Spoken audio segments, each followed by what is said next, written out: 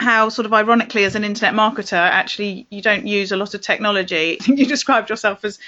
Yeah, 18th century, I think, antiquated, I think I called myself. Well, I'll tell you something, okay? I'll admit here and now on your podcast, Joe, which I've never admitted before, I actually don't even have an iPhone. Power to Live More with Joe Dodds.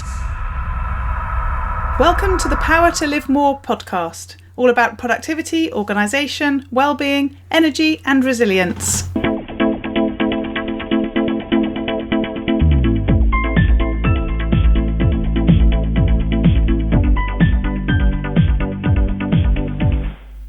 I'm Jo Dodds, and I started this show to enable interesting people to share their stories about how they use their power to live more, and by that I mean to do the stuff that they want to do more than the stuff that they need to or should do.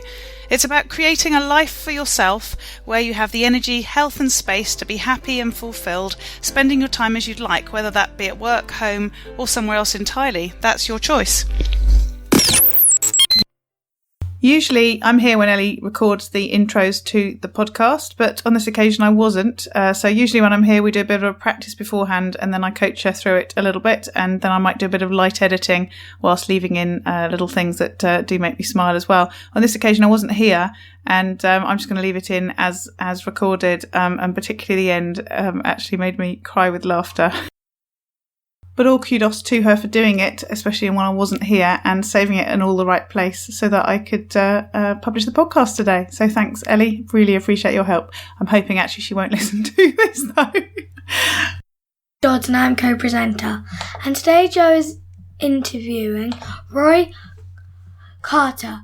Joe and Roy first met through the World Internet Summit, where Joe was crewing for show guest number 3, Jason Buckner, and Roy was speaking.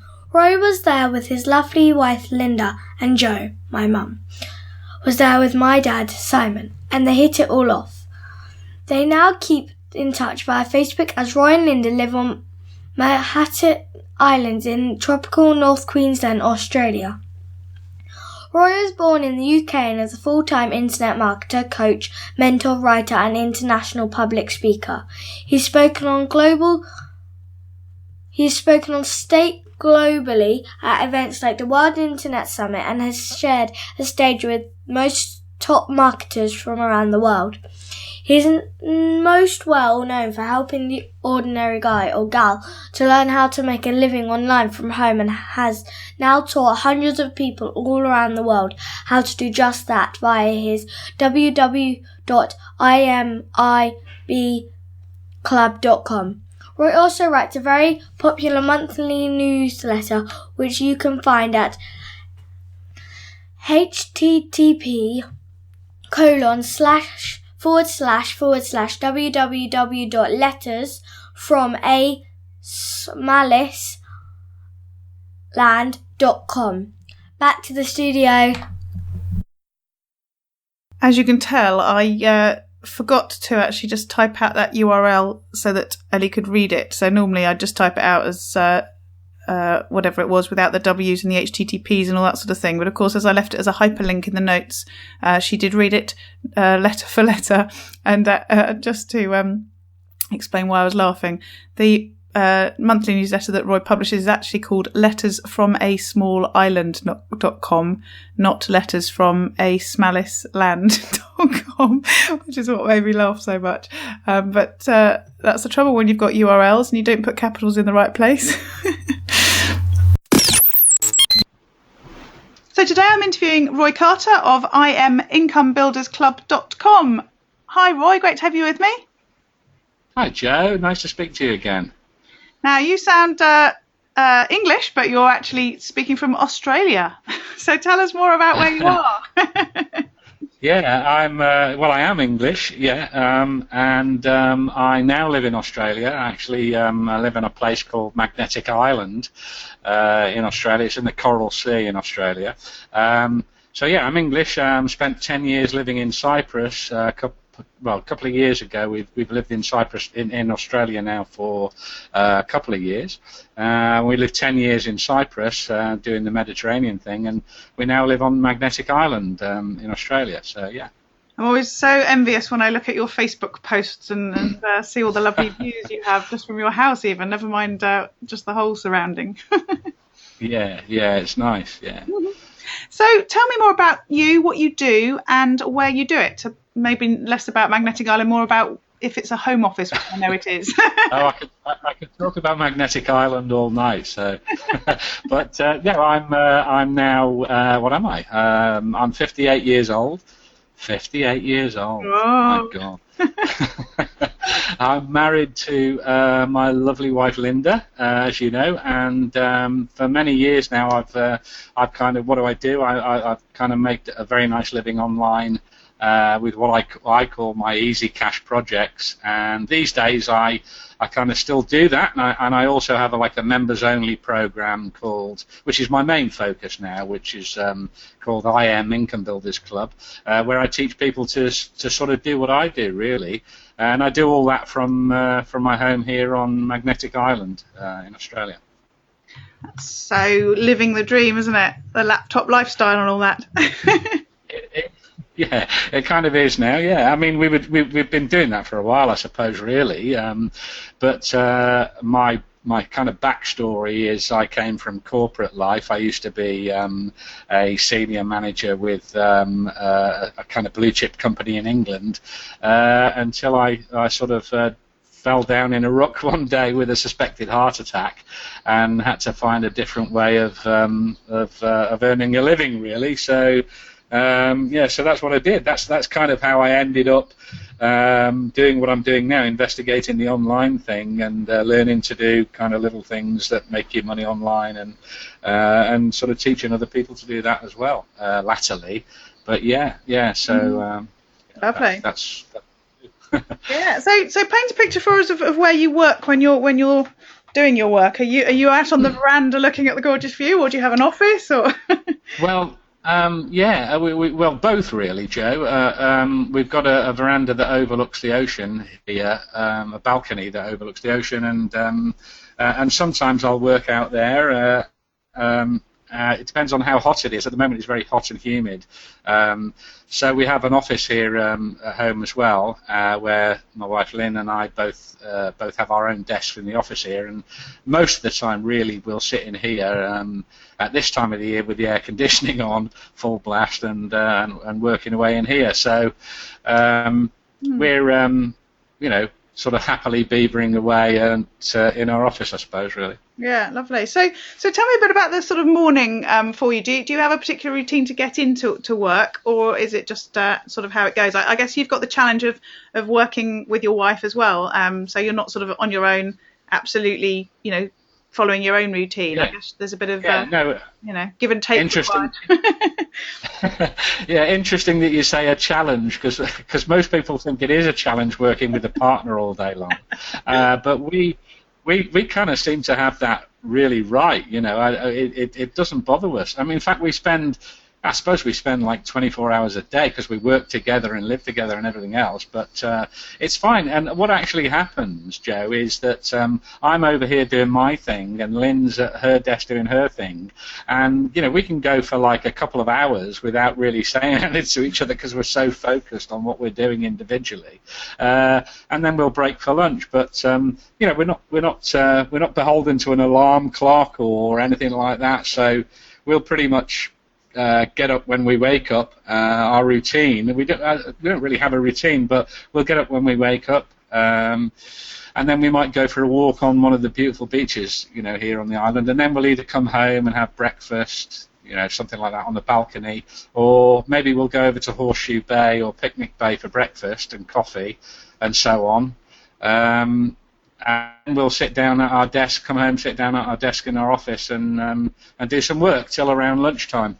And then in the afternoon, we'll maybe do a little bit more work, or we might go fishing or whatever. Fishing's a big hobby of mine. But I suppose the thing is, I just feel like when you enjoy what you do, when you get a kick out of it, then it doesn't really seem like work, really, does it? No, that's true. I'll have to get Linda on the show and get her perspective from the other side as well. Yeah, she'll probably say, "Oh, it's horrible working with him in the same office." Yeah, I think it's all right. So I'm guessing normally I talk about, is there an evening routine, but I'm guessing it's all a bit go with the flow as well from what you've said, as far as, winding down and stopping work and that sort of thing. Yeah, we kind of like around about, I suppose about 6 o'clock. It depends day to day, it's very different. Sometimes we'll stop at lunchtime and not do anything else, but depending on what's going on. But we'll generally stop about 6 o'clock, because we might not start till 10 or whatever. And then we'll generally sit out on the balcony about that time with a glass of wine, as I said, watch the sunset, have a chat about what's been going on in our individual businesses, and we'll usually watch the bats flying over to roost for the evening in the rainforest behind us. Love that. And then we'll have dinner, watch a bit of TV, normal stuff, read or whatever, or we might have friends over sometimes, so pretty normal stuff really, I suppose. Yeah. It doesn't sound like the frenetic lifestyle that that some of my interviewees describe. So no, it's not frenetic. So tell me a bit more about how you manage your time and your tasks, how you make sure you get things done, because it does sound nicely sort of fairly relaxed, but I know that you do really well with what you're doing. So how do you make sure you're doing the right stuff and that you get everything done that you need to? Well, I said, really, look, I've been in corporate life and all the rest of it in a long distant past now, but I've never really found a better way of organising myself than the good old-fashioned page-a-day diary that I use. So I use this diary; it's a page a day, and what I'll usually do is I'll have like 3 main what I call PFA tasks. So I call them prime focus activity tasks. That I want to get done as a priority each day, and then these prime focus activity tasks, they will be the money makers. They'll be the things that they're prime focus activities because they bring money in, and so they get done first, and they go down as PFA, prime focus activity tasks, in my diary.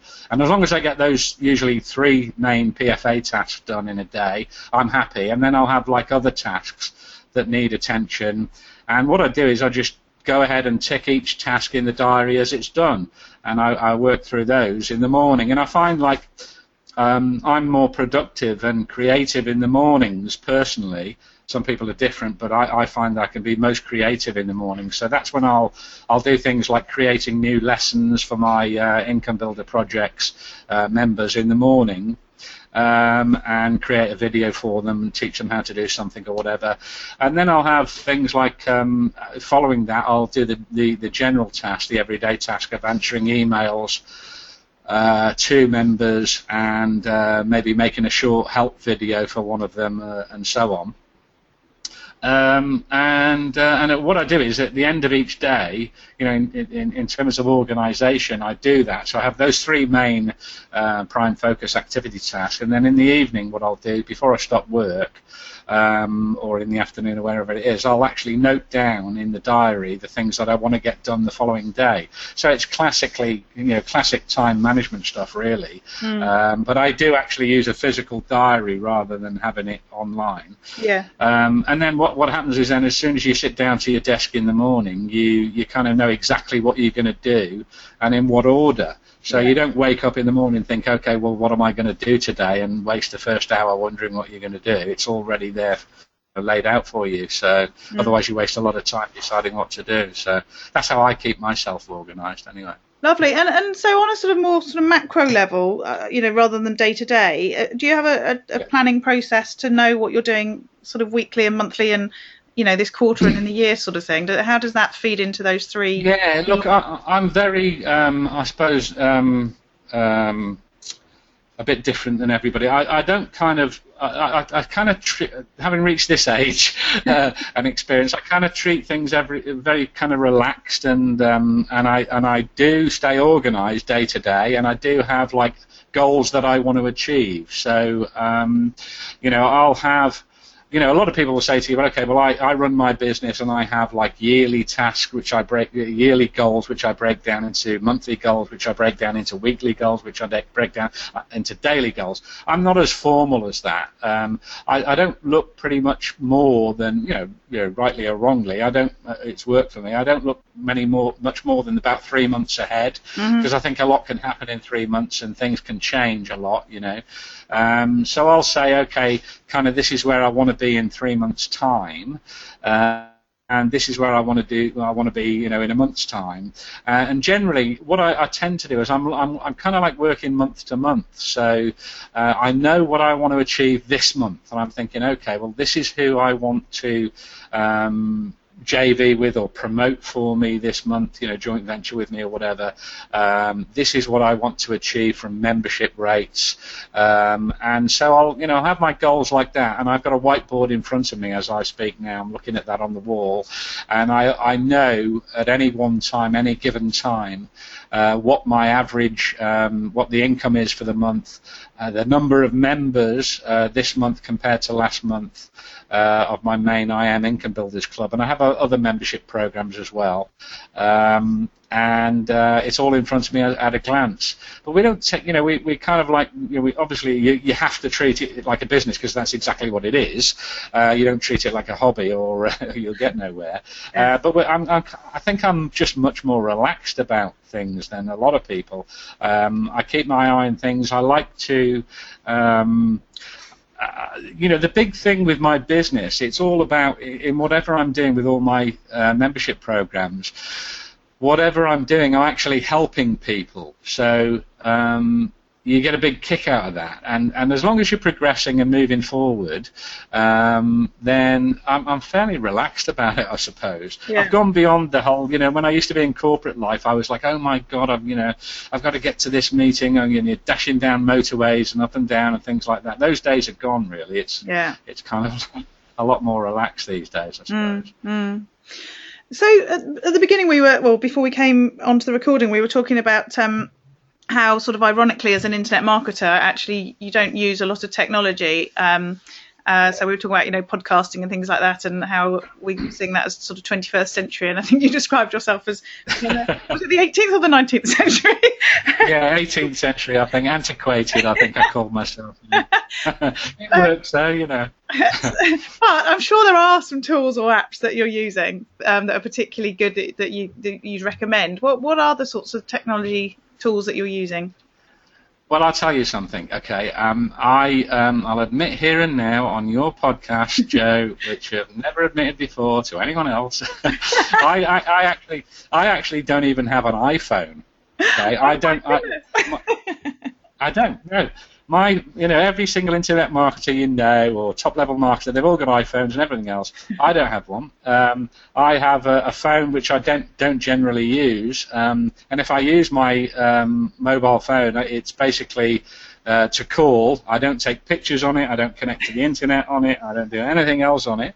And yet here I am. I'm still I'm making a living. I don't need to do all that stuff. I'm not dancing around and answering every email and getting pings and Facebook notifications and anything like that. So apps I don't use at all, because I don't have an iPhone. I just have a normal standard phone. In fact, if I still had my Nokia 2610, I'd be quite happy.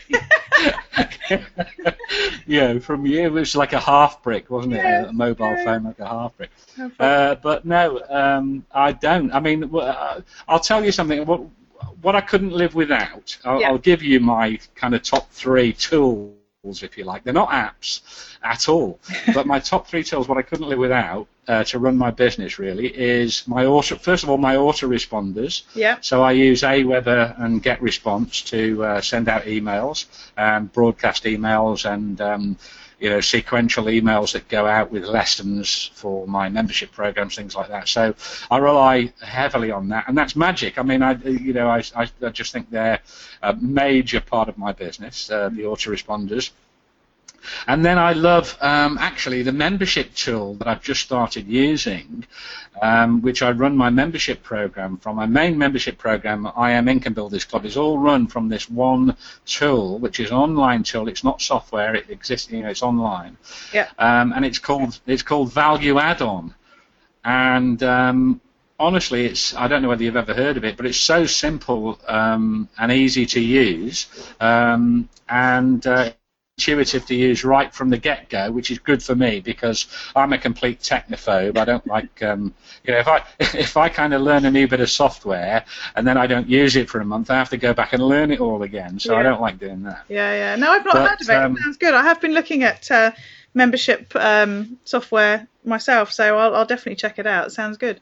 Oh, do, because, I've looked at a lot of different things. I've actually used different things. I mean, from my mentoring program that I used to sell from on stage at the World Internet Summit and things like that, I've moved away from that, which is quite sophisticated, to ValueAddon, which it does everything I want it to do. It's so easy to use straight out of the box from the word go. I mean, I add video lessons in there for my members because most of my training's done by video, step-by-step videos, and I do that, upload all my videos in there for members, and all the videos are hosted in there by them too, so I don't have to worry about hosting.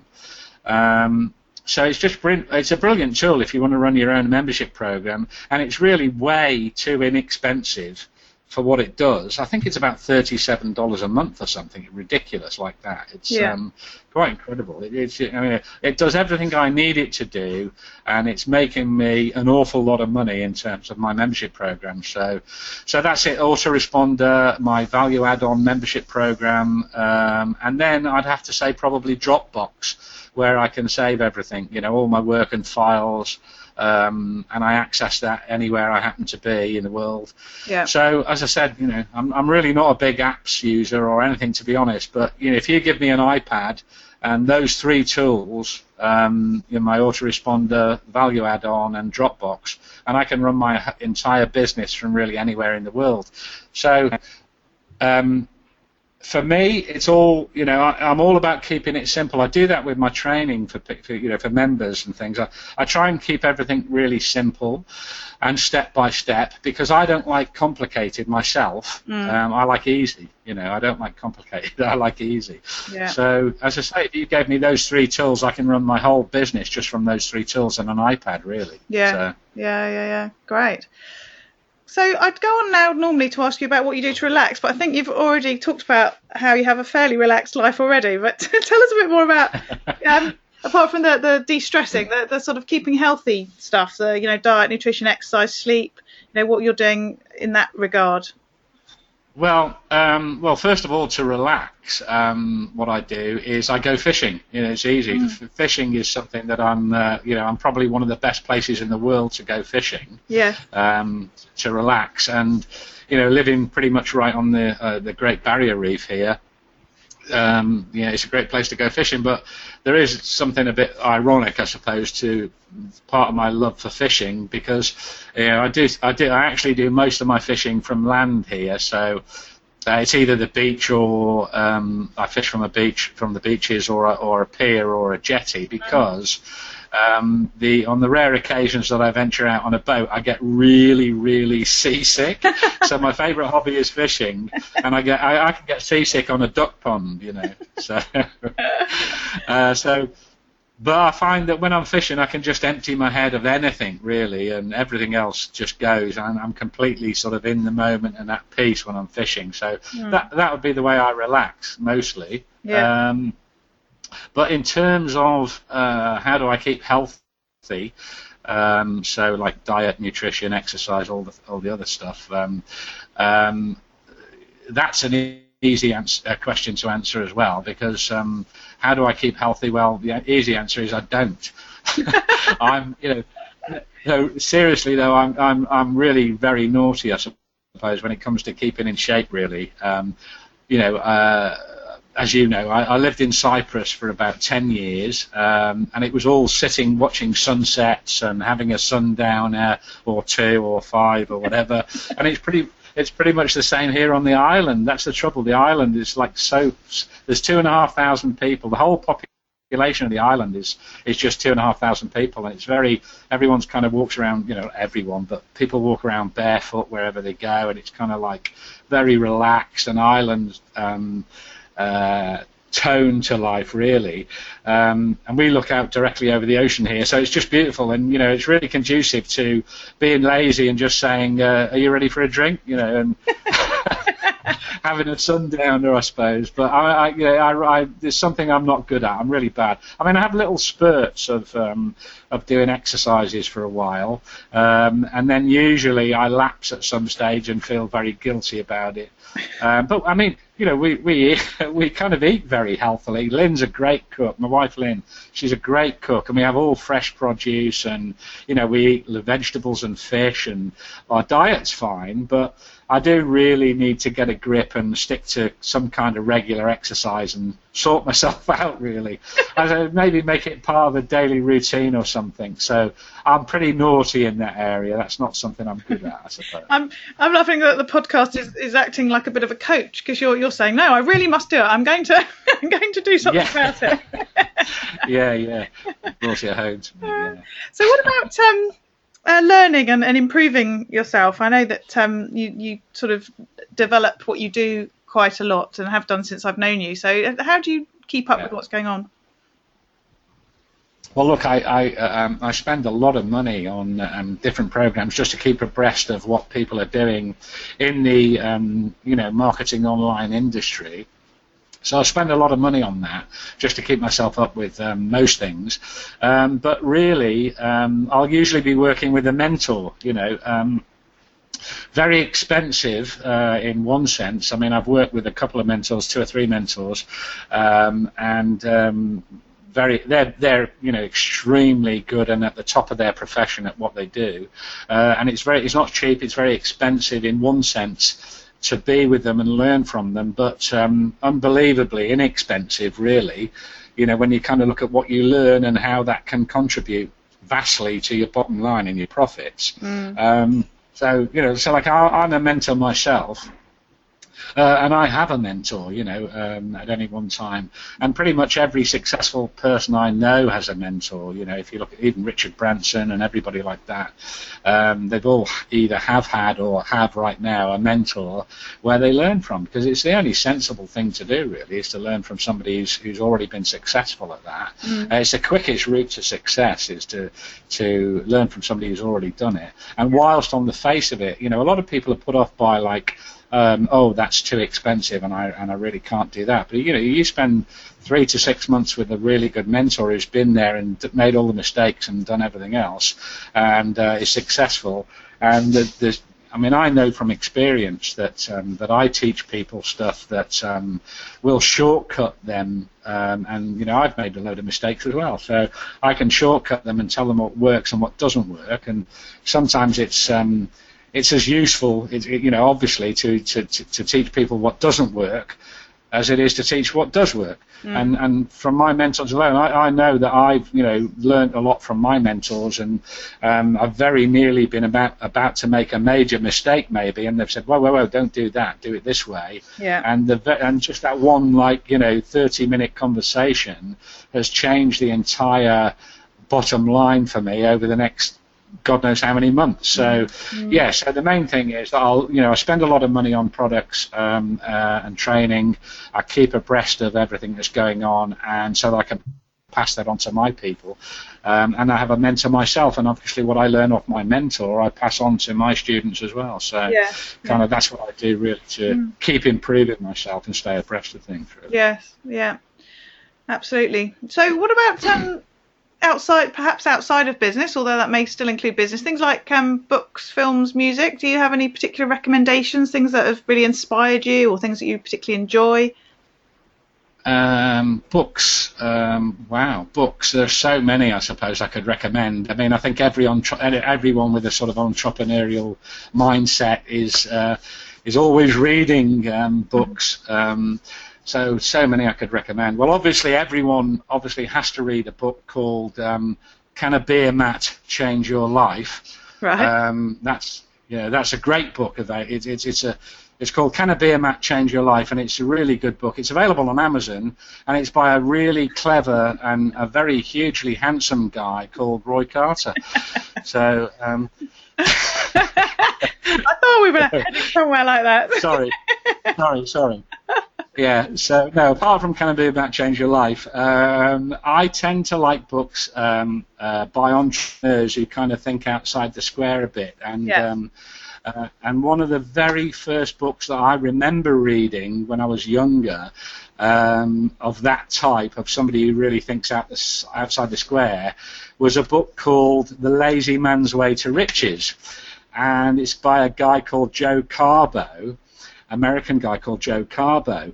And obviously the title is like, The Lazy Man's Way to Riches or whatever, but it's much more than that. It's like he kind of tells how during the Great Depression in America he made a lot of money in a lot of quite ingenious ways, even during that Great Depression time when everyone was suffering.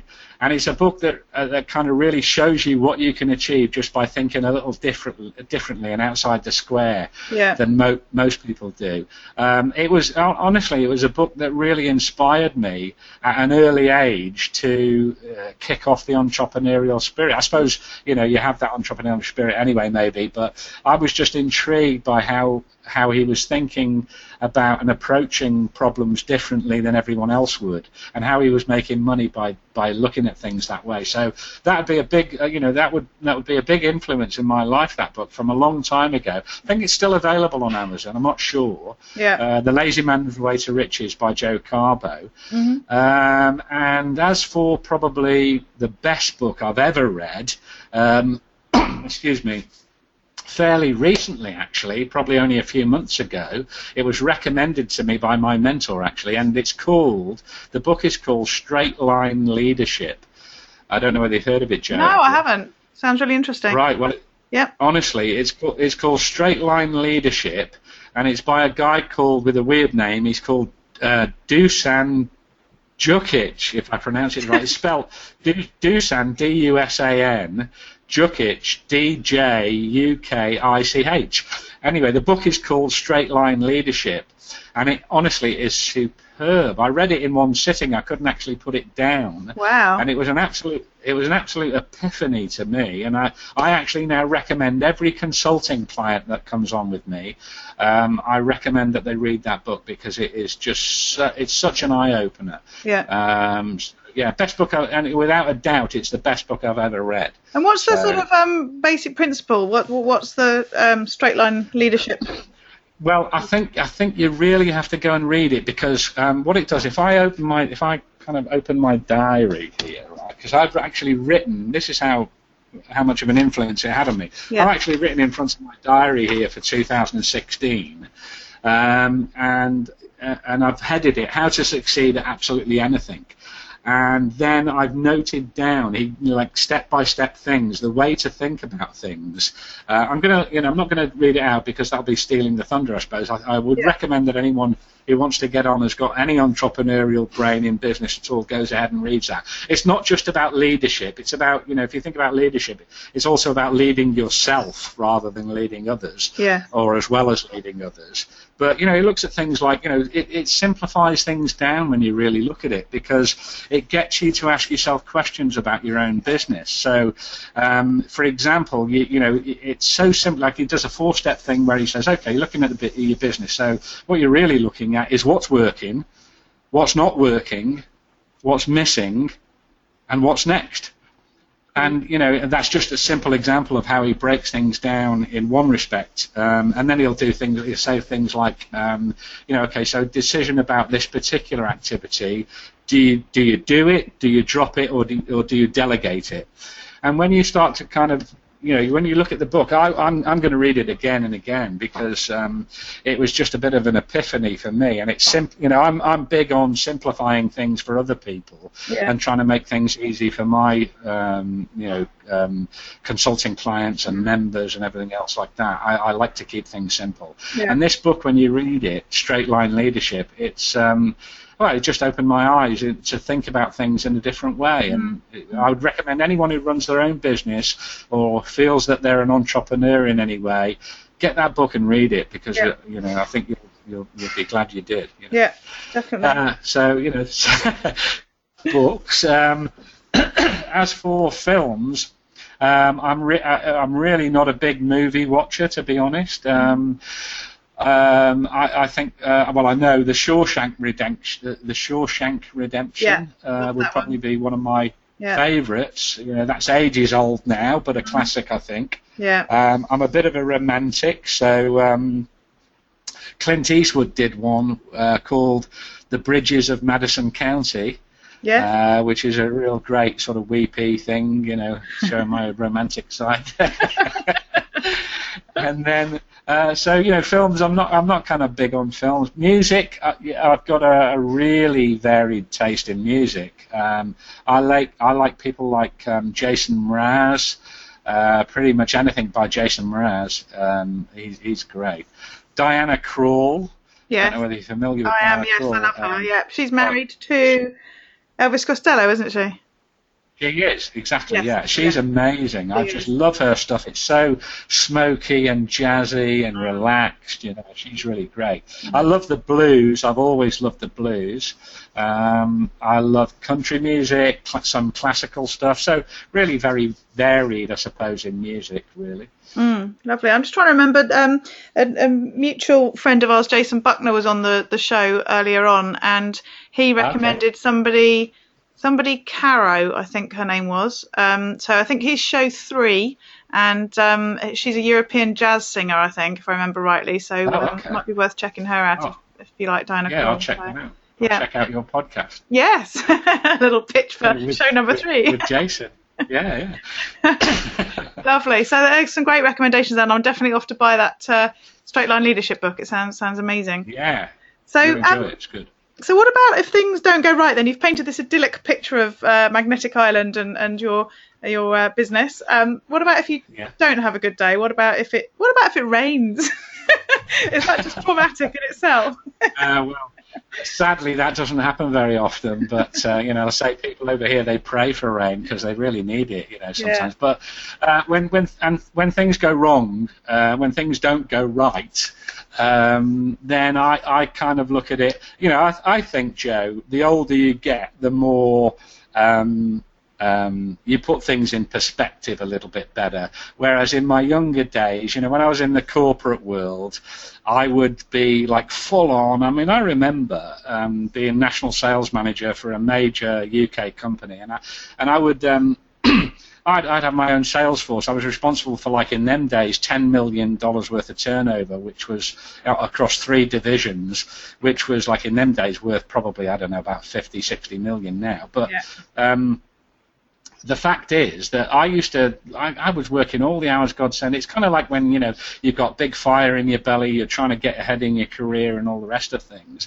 And then I remember coming home. I would go to work in the morning before my children were awake. I'd come home at night, you know, having travelled 2 hours down the motorway up the motorway from Birmingham to Chester, where I lived, and that was after work. So I'd arrive home at anything like 7:30, 8 o'clock at night. I'd have my dinner on my lap with my mobile phone in my hand, talking to reps about what they were doing tomorrow, and it would be like, you know, 9:30, 10 o'clock before I stopped doing that. And then I would be going to work and doing the whole leaving at 5:30 in the morning to drive 2 hours, etc., to get to work again. So the whole corporate thing. And I used to then be like, full on and like worrying about this and worrying about that, and if things didn't go right, it would be a major thing, and all the rest of it.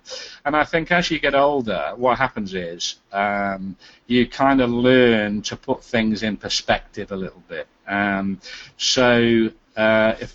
For me now, when things don't go right, and that happens, the fact is, I always think, well, tomorrow's another day. So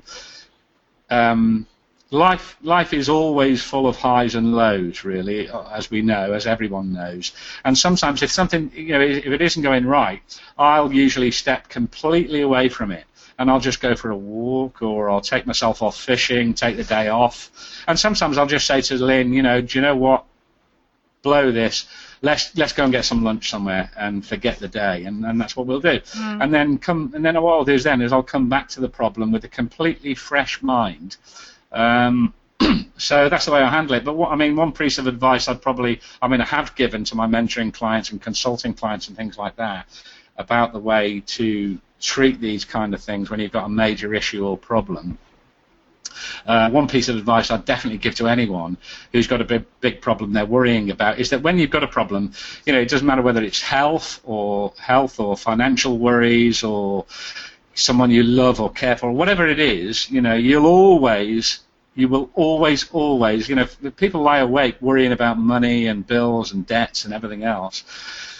And the one thing I will say is that you will always start to feel better about things the minute that you start to take action, some form of action in doing something about the problem. So the moment you start doing something to actually take action and resolve the problem, however little that action might be, you're doing something. So the very fact that instead of sitting there worrying and having sleepless nights about something, you've started actually to take action about the problem and solving the problem. Yeah. And actually doing something, then because you're actually doing something, the brain works that way. It's like, okay, I'm dealing with it. And that will make you start to feel better and more energized from that point on. So what happens with me, if something goes wrong, I'll walk away from it. I'll get some space time in my head. I'll walk away from that completely, come back to it with a fresh mind, more energized, and then start to say, what do I need to do? What's the first thing that I can do, and the easiest thing I can do to make some kind of inroads into this problem? And I'll do that. And then I'll do something else. And because your brain is seeing that you're working on the problem, you start to worry less because you know you're doing something about it, really. Yeah. So that's what I do if things don't go right. It's what I advise other people to do. Yeah, good piece of advice. And as you say, just the sort of walking away and going back thing, that sometimes you get sort of embroiled in things that they are so overwhelming that you can't think straight, and then you come back and realise that actually it was quite a simple solution, and that time out has really helped you to think that through. That's right. Yeah, exactly. So towards the end of the interview now, so on a day when you end the day knowing you've had the chance to live more, and by that I mean do the stuff that you want to do rather than the stuff that you feel you should do or that you have to do, what have you done? What's a perfect day look like? Here we go. The island again. Yeah. No, I think that if I have had a day where I've had the chance to live more, what I've done is I've spent real quality time with my wife. The woman I love more than anyone or anything else in the world. And luckily, I get the chance to do that a lot. So I feel blessed. I do feel blessed. I'm with the woman I love. I'm in the place that I love. I do what I love. So I'm really lucky. I think you generate your own luck because you decide to. Somebody said to me recently, a client said to me, "Oh, I'd love to live on an island." And I said, "Look, it's not as difficult to live on a tropical island as you think it is. What you have to do is just decide that that's what you're going to do and go ahead and make it happen, Yeah. And it's not as difficult as people think. Yeah. But if I think, I've had a day where I've had the chance to live more, like I say, I've spent time with my wife. I also get a real kick out of helping someone to succeed. So I might have had a consulting client conversation or helping them towards real success in their business or something like that. Give someone, I call it shining the light on their pathway to success kind of thing. So what you are is you're really just a cog in the wheel that shows them the right way, really. And that could be one of my consulting clients who have their own offline business or maybe an online business, or it could be a member of IM Income Builders Club or whatever. But, as I said earlier, when you enjoy what you do, it doesn't feel like work. And so every day feels like you're getting the chance to live more and get more out of life. So I do feel like... I think everyone makes their own destiny, but I think, like, if you want something to happen, because we're only for a really, really, really short space of time. So, you shouldn't be wasting time in a job that you don't like or you hate or whatever. And I know that's, people think, oh, that's easy to say. But you know what? Unless you decide, if you're in a job that you absolutely hate, unless you decide to start doing something about that and find a way out of it, that's where you're going to end up stuck for the next 20, 30 years or whatever. So don't do that. Life's too short for that nonsense. You need to find a way out. And I like to think that's what, that's kind of like what I feel like my purpose is, and I help people to do that. So that fulfills me, and that's the way that I find that, I've lived more, I suppose, every day, Joe. I think it's great hearing you saying that sort of stuff as well, because partly from that sort of experience piece, but also you are a really sort of down to earth normal person. You're not some sort of superstar sort of that nobody could ever imagine meeting. No. You are a superstar as well, but but what I mean is common as muck, Joe. Common as muck. No, but what I mean is you are easy to identify with, and you have done the stuff that a lot of people only dream of and never get anywhere towards doing because of exactly what you've said. You just set your mind to it and set off and made it happen. And I guess moving to the other side of the world is and going to a beautiful island is amazing. There will also have been challenges with that, which will have been leaving other loved ones and people that and not seeing people so often and things like that. There's always sort of compromises, if you like, but it's about being very clear about what you want and then making that happen, and appreciating everything you have got, even if there are challenges on the way as well, isn't it? Yeah, I think, do you know what I mean? Like I said, I'm a technophobe or whatever, but technology really does help in that respect, because when we moved to Cyprus, Lynn and I, and when we kind of lived there for 10 years, and of course that's only 4.5 hours away from England, so we could fly back kind of thing, and I flew my parents over and they could come and stay with us and things. It's a lot more difficult to do that here, but of course what you've got Skype. Yeah. So, she can see me, my mum can see me, my dad can see me, and so we can talk to each other and they can see me every week, and we actually talk to each other more now. We talk every week, whereas when we were in Cyprus we didn't do that. No. But she because of technology, thanks to technology, she can see me and talk to me, and I can see her and talk to her, and my dad the same, and it costs nothing. Yeah. How amazing is that? It costs nothing to do that. Yeah. So, it's taking pleasure in the small things. And it's like I can't fly them out here because they're getting on a bit in life now, and I don't think they'd enjoy the flight too much or whatever. But we try to get back there once a year, and it's fine. And as long as she can talk to me once a week, my mum, my dad can do the same. We're kind of happy. So technology helps in that respect, I think. Yeah, exactly. So it's been really good interviewing you, Roy. We don't speak very often for the same reason that you're so far away, but we do email a bit. So it's been lovely to go through the interview with you, and some real sort of inspiring information, advice, and some great recommendations today. So thank you so much. No problem. How can people find out more about you and connect with you? I suppose the best way is probably I write a monthly newsletter, which is a subscription newsletter, and if people go to Letters from the newsletter is called Letters from a Small Island, appropriately I suppose, and it's a monthly newsletter that gets delivered to your inbox in PDF format. So if you go to www.lettersfromasmallisland.com. And in fact, actually, Joe, if everyone listening you can actually, if you want a free copy of the newsletter to give you an idea of what it's about and what it's like, you can go to lettersfromasmallisland.com/sq.html. So lettersfromasmallisland.com/S for sugar, Q for Quebec, the number 1.html, and you'll get a free copy then of the newsletter. But that's how people seem to like it. I enjoy writing it every month, and it sort of keeps people in touch with what I'm doing and ways that little projects that we're doing to make money and things like that. Lovely. Yeah, excellent. Thank you. Really appreciate it. No problem, Joe. It's really nice to talk to you again. It's ages since we've spoken, actually, so lovely to talk to you again. Joe's Gems. This is the part of the show where I do a recap of the key points of the interview, the stuff that I really liked, and the apps, books, music, tips and tools that were shared. This is for you if you heard something that you want to check out but you couldn't write it down at the time. Hopefully I've got you covered. And this is the bit for the really time-pressed. You can just listen here and get the gems from the interview. But of course, I wouldn't suggest you do that and miss out on the great conversation that I had with Roy.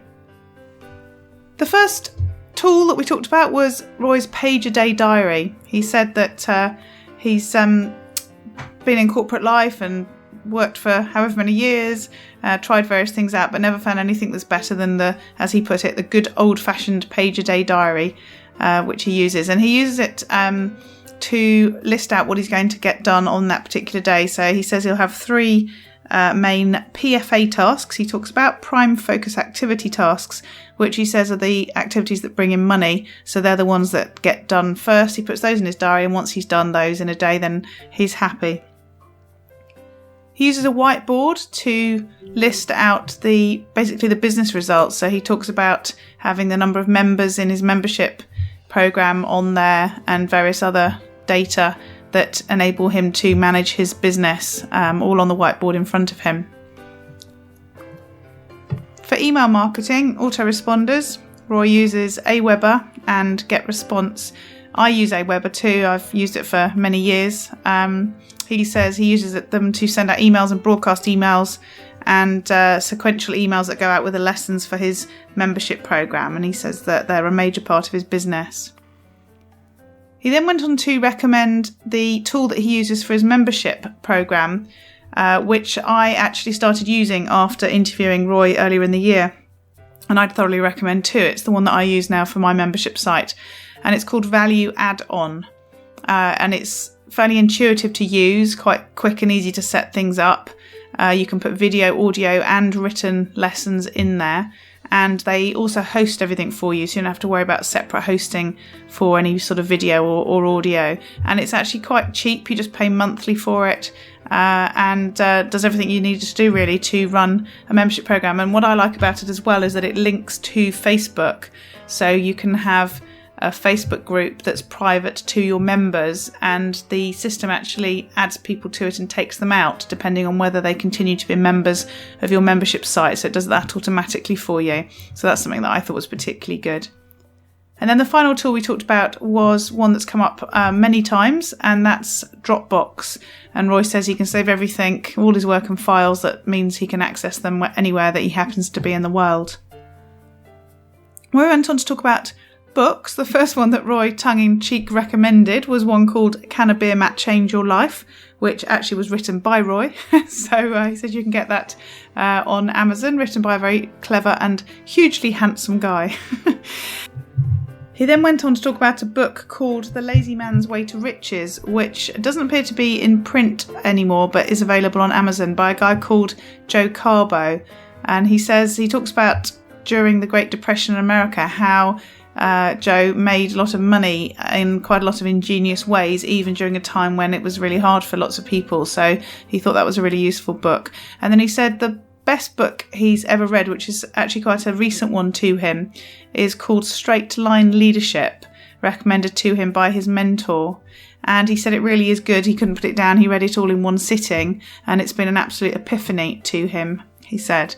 And he recommends it to everybody that he works with himself now. And he says it's not just about leadership, it's about, or leadership of other people, it's about leading yourself as well as other people. And it sounds quite practical, with lots of sort of questions and challenges to you as the reader as you go through it. And as you go through reading it. And he said that he's going to read the book again and again because it has been so useful to him. When we talked about music, he said he likes anything by Jason Mraz, I think his name is, M-R-A-Z. Said he's great. And also Diana Krall, can't remember how you say it, Diana Krall, Diana Krall, who he said is amazing, and that he really loves her stuff, which I do. And I was listening to it as I was doing the show notes and reminding myself how good her voice is. It's a very sort of, as he said, smoky and jazzy and relaxed sound. When we talked about films, he mentioned a couple. The first one I particularly like as well, The Shawshank Redemption. He said it's really old, but it's a classic. And the other one that he mentioned being a bit of a romantic is The Bridges of Madison County with Clint Eastwood. Moving on to the tips, Roy plans what he wants to do the day before. He said at the end of the day, he goes through and writes down his diary, the things that he's going to do the next day, so that then he's not wasting time in the morning trying to work out what it is that he needs to get done. And when I asked him about sort of longer term planning, he said he really works on about 3 months ahead, and so plans 3 months and plans this month and next month, I suppose, but it doesn't sort of look too much further ahead because things change so much. When we talked about relaxing, Roy said he goes fishing to relax. It enables him to empty his head of anything, and he says he's sort of in the moment and at peace when he's fishing, although he did laugh and say that he can only fish off the jetty or off the beach because actually he gets seasick, so we can't go out in a boat. And we talked about learning and personal development, and Roy said that as well as being a mentor himself, he actually invests with his own mentors. He says he spent quite a lot of money over the years keeping up on different things that people are doing within the online marketing world, but also with getting people to mentor him. And he said, sometimes they've really helped him to make a decision or not make a decision or make a different decision, and saved sort of lots of money and time with their experience when he's been sort of at a pivotal time in his own business. When we talked about when things go wrong, Roy said he thinks as you get older you get things in perspective a little, and you always sort of think if something goes wrong, well, tomorrow's another day, and that there are sort of highs and lows all the time. And he said sometimes he'll perhaps go off for a walk or go off fishing if things are going particularly badly, or might even just say to his wife, let's go out and have lunch, and then sort of give up on work that day and then come back to it later, and that's better because you've got a completely sort of fresh mind on the subject. So he says very much about just accepting that not every day is going to be amazing, and that sometimes you just walk away and then come back later and it all looks better from there. We talked about dealing with problems, and he said there's one piece of advice that he gives to all his mentoring clients and consulting clients. He said, if you've got a problem, it doesn't matter what the problem's about. He said you'll always start to feel better about whatever it is the minute you start to take some action. He said, if you just sit there worrying and not doing anything, then you're not going to move anything forwards anyway, and so worrying is really only the only thing you can do. But if you start to do something to try and resolve the problem, however little, at least you'll know, or you'll feel that you're doing something, trying to do something to affect the outcome, and that'll immediately make you feel better, which I think is really good advice. We touched briefly on the whole concept of living your dreams. He said a client said to him, I'd love to live on an island, because Roy lives on Magnetic Island in Australia, and he lived on Cyprus before. And he said it's not actually that difficult to do that. You just have to decide you want to do it and then go ahead and make it happen. He says it's not as difficult as people think. And I think that's probably sort of quite seemingly an easy statement to make, but also fairly profound, which is, he's saying, well, I just went and did it, and I did want to do it, and I went and did whatever I needed to do it. And that's all anybody needs to do. And I guess not everyone, would imagine that it could be that easy. So I thought it was quite interesting for him to say that. And I liked a phrase he used when he talked about helping clients. He said, I call it shining the light on their pathway to success. So he said you're really just a cog in the wheel that shows them the right way. So I just loved the concept of shining a light on their pathway to success. Really like that one. And contact Roy. He has a monthly newsletter, subscription newsletter, which is called Letters from a Small Island, as you may remember from Ellie's intro. And it's a PDF newsletter that you get through on email once a month. And he said, actually, if you go to lettersfromasmallisland.com/sq.html, then you can get a free copy of it to see what you think, see if you like it, before you need to then subscribe to it. So if you're interested in finding out more, do go to lettersfromasmallisland.com/sq.html. As ever, all the show notes can be found by going to the website, and you just need to go to powertolivemore.com/19. Use your power to live more. All this information is available on the show notes on the website powertolivemore.com /, in this case, 19. If you'd like to sign up to get my weekly newsletter with more tips, strategies, ideas and tools to improve your power, you can do that on the website too. And if you go to powertolivemore.com/focus, you can download my free report about how to increase your focus for better productivity. If you're interested in finding out more about reaching inbox zero, you can go to powertolivemore.com/inbox. And if you enjoy listening to the shows, I'd really appreciate it if you could go to iTunes and give us a rating. If you just go to the website under any of the shows, there's loads of links, and one of them is to go to iTunes, and it'll take you into the place where you need to go to leave the review. I'd really appreciate it if you could just take that time to do it. And you should be able to do it just from your mobile device as well if you're listening to this on your phone. So again, the link for this week's show is powertolivemore.com/19, and we look forward to speaking to you next time.